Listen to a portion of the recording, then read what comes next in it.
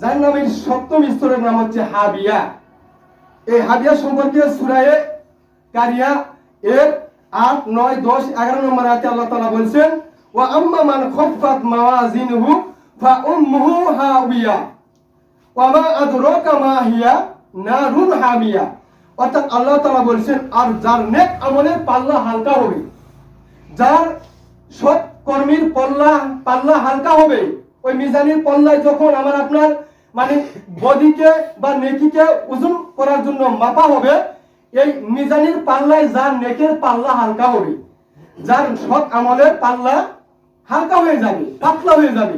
আল্লাহ তাআলা বলেন, যার নেক আমলের পাল্লা হালকা হবে তার ঠিকানা হবে হাবিয়া।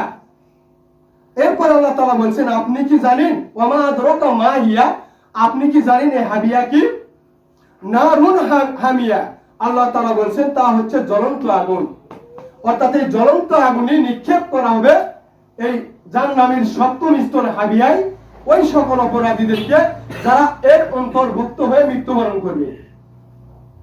অতএব আমাকে আপনাকে অবশ্যই এই জাহান্নামের 7টি স্তর সম্পর্কে যেটা আমি বললাম, এর বিষয় কিছু মানে এখানে যাওয়ার কিছু কারণ সম্পর্কেও বলেছি।